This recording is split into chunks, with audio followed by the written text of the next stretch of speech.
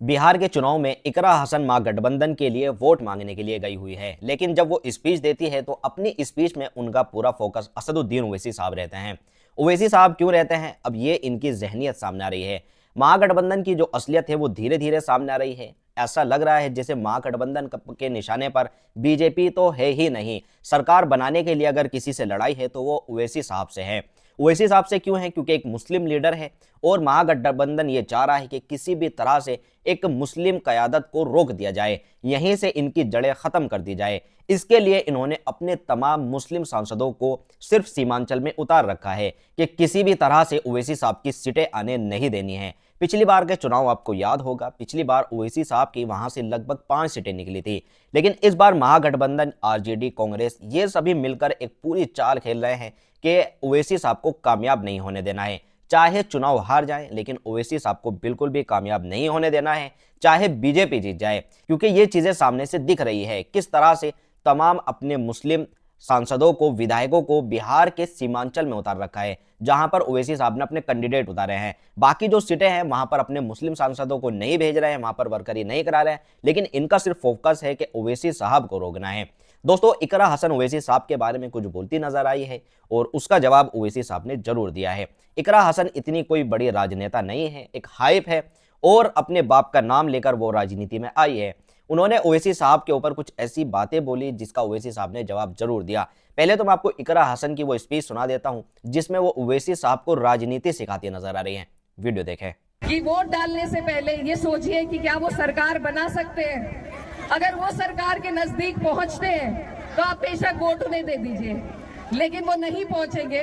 उन्हें अगर वोट दिए जाएंगे, बटेंगे अगर हमारे वोट, तो सरकार फिर से भाजपा की बनेगी और इस बार भाजपा नीतीश जी को मुख्यमंत्री भी नहीं बनाएगी, इस बार वो खुद कब्जा लेगी। तो अब तक जो हालात थे वो बद से बदतर आपके हो जाएंगे।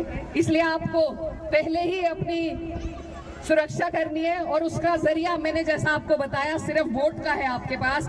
इस बार आपको नहीं बटना है, आपको एक एक वोट एकजुट होकर अपने प्रत्याशी लालटेन पर देने का काम करना है। तो आपने वीडियो देखी कि इकरा हसन किस तरह से ओवैसी साहब को यह समझा रहे हैं कि आप सरकार नहीं बना सकते। भला इन लोगों से ये पूछा जाए कि जब 2014 के लोकसभा इलेक्शन हुए थे तो उसमें आप क्यों उठे थे? वहां पर आपकी 80 सीटों पर लड़ने से कौन से आप प्रधानमंत्री बन जाते? यही चीज 2019 के चुनाव में हुई, यही चीज 2024 के चुनाव में हुई। इकरा हसन मुझे ऐसा लगता है कि राजनीति में बहुत कच्ची हैं और इसी वजह से उनका ये एक बहुत ही बचकाना बयान था, जिसके बाद असदुद्दीन ओवैसी साहब ने इनका जवाब दिया। ओवैसी साहब ने क्या जवाब दिया, वीडियो देखें। और आप सिर्फ एक ही चीज पर वोट मांगते, फिरका परस्ती को रोको। मैं आपको ये कह रहा हूं कि हम वोट डालने वाली एटीएम की मशीन नहीं है या कोई गाय भैंस नहीं है कि दूध दे दिया घर में जाके बैठ जाएं। अगर आप वोट बैंक हैं तो फिर ये आपकी मर्जी, मगर अगर आप एक शहरी बनना चाहते हैं, भारत के सिटीजन बनना चाहते हैं, तो आपको वोट मजलिस को, पतंग छाप को देना है, क्योंकि जो शहरी होता है उसको हुकूक पूरे मिलते हैं। और यहां पर बार बार डराना, अरे वो आ जाएगा, ये आ जाएगा, मेरे भाई मैं आपके सामने खड़े होकर कह रहा हूं, बीजेपी अगर सरकार में है, 3 बार मोदी प्रधानमंत्री बना, किसकी कमजोरियों की वजह से बना? ये नाम निहाद सेकुलर पार्टियों की कमजोरी से बना, मेरी कमजोरी नहीं। ये अपने गिरेबान में झांक कर नहीं देखते, इल्जाम ओवैसी पर लगाते हैं। अरे तुम 400 सीट तुम लड़ते हो पार्लियामेंट के, बिहार के 230 सीट तुम लड़ते हो और तुम हार जाते हो। और कोई आकर कहते हैं कि जो पार्टी सरकार बनाएगी उसको वोट दो। अरे आखिरी बार कांग्रेस कब सरकार बनाई थी, हमको बताओ। तुमको याद भी है कि आखिरी बार कांग्रेस कब सरकार बनाई थी? राजद गठबंधन में है, 2004 में आखिरी मर्तबा सरकार बनाई थी, 2015 में मिलकर बनाए थे। उसके बाद नीतीश कुमार मोदी के साथ चाय पी लिए, भाजपा की सरकार बन गई।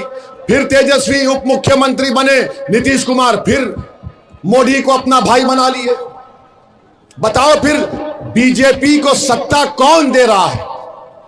जो सत्ता दे रहा है वो हमको गाली दे रहा है।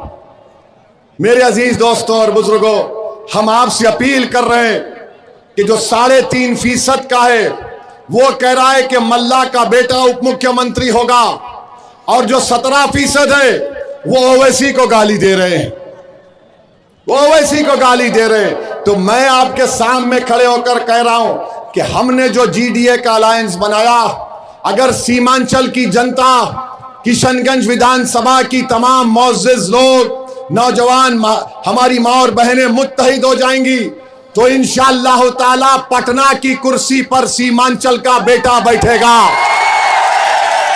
ये जज्बात में लाने के लिए नहीं कह रहा हूं, ये सच होगा इंशाअल्लाह ताला। मुझे यकीन है कि मेरे इस बोलने के बाद राजद और कांग्रेस की रात की नींद तो हराम हो जाएगी, और वो आकर कहेंगे ये देखो ये भड़काऊ भाषण दे दिया।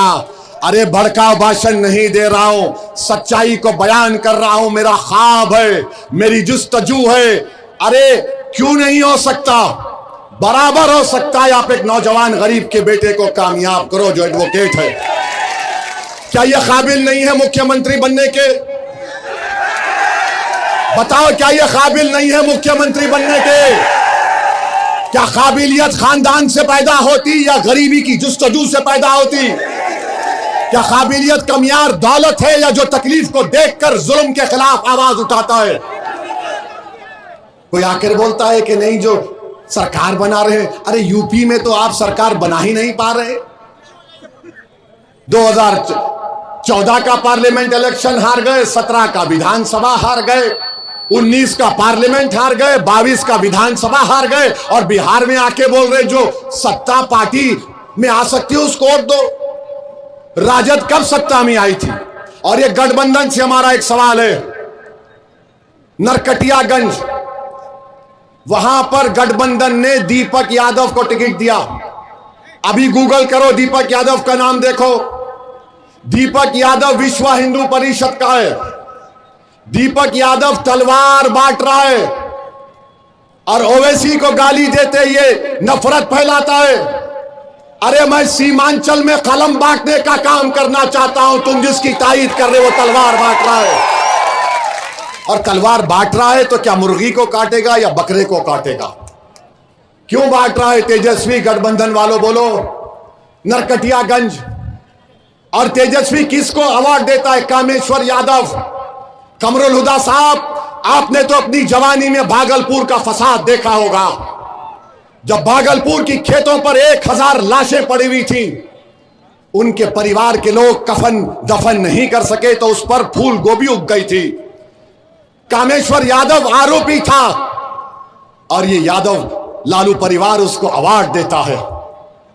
जाकर देखो दौरा बोरम दरभंगा में कल चुनाव हो रहा है, अफजल खां को लालू ने टिकट दिया, अपने हाथ से बी फार्म दिया। तेजस्वी जाकर मुकेश सहनी के बड़े भाई संतोष के लिए बोलता अफजल को वोट मत दो, इसको वोट दो। हम 8 दिन से बोल रहे अफजल को धोखा दे रहा है। तो कल रात में मुकेश सहनी ने कहा कि हमको नहीं चाहिए। लालू लेटर लिख दिए निर्वाचन सदन को कि अफजल हमारी पार्टी का नहीं है। तुम इस तरह से 17% को बर्ताव करते हो। जाकर देखो एक और विधानसभा है जहां पर उसका नाम, एक मिनट, उसका नाम जो है मोहम्मद कामरान, गोविंदपुर से 2020 में गठबंधन का जीता था। और आपने क्या किया? 33,000 वोट से मोहम्मद कामरान जीता था। कमरुल हुदा, गठबंधन ने टिकट काट दिया। पूर्णिमा यादव को और उसके पति कौशल यादव को जो जेडीयू से निकल कर है उनको टिकट दे दिया। पूर्णिमा यादव गोविंदपुर से, कौशल यादव नवादा से।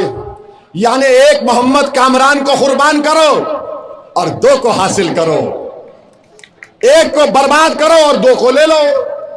यह सच्चाई है गठबंधन की। इसीलिए हमको गाली देते हैं, हम पर उंगलियां उठाते हैं। मेरे अजीज दोस्तों और बुजुर्गों, अगर आप पूरी तैयारी के साथ इस नौजवान को कामयाब करेंगे जो गरीब खानदान से लड़कर पढ़ लिख कर आगे आया है, तो किशनगंज में यकीनन काम होगा, विकास का काम होगा। 30-35 साल से आप इस उम्मीद पर अपना वोट दे रहे हैं कि शायद कुछ हो जाएगा। मेरे भाई, याद रखिए, लम्हों ने खता की, सदियों ने सजा पाई। हमने कभी भी सीमांचल के मुफाद पर कॉम्प्रोमाइज नहीं किया। यह कांग्रेस पार्टी का एक सांसद बोलता है ओवैसी की जात क्या है, ओवैसी की जमीन क्या है, ओवैसी की दौलत क्या है। अरे सुन, मैं मुसलमान हूं, गयूर मुसलमान हूं। मैं रसूलुल्लाह सल्लल्लाहु अलैहि वसल्लम का उम्मती हूं। बहरूपिया बोलता है मेरा नाम मेरे अब्बा और अम्मा ने असदुद्दीन रखा, दीन का शेर के नाम से रखा। और तू पूछता है मेरी जमीन कितनी है। अरे पूरा सीमांचल मेरा है, बता तेरा क्या है। तुझे देखना है ना, आ कभी सीमांचल के किसी चौराहे पर तू ठहर जा, मैं भी ठहरता हूं, देखते हैं क्या तमाशा होता है। और बोलता है कि वहां से आया। भाई साहब, हमारे अब्बा, कायनात के अब्बा आदम अलैहिस्सलाम को जब अल्लाह ने दुनिया में भेजा तो वो कहां कदम रखे? भारत में रखे। तो अब्बा की जमीन हुई नहीं हुई? अब अब्बा की जमीन में मेरा हक नहीं है तो क्या तेरा हक होगा? जबान का मुकाबला मत करो, सच्चाई को बयान करो। तुम एक अपनी पार्टी के अध्यक्ष बनने के लिए ओवैसी को इस्तेमाल कर रहे हो। अरे ओवैसी को कोई इस्तेमाल नहीं कर सकता।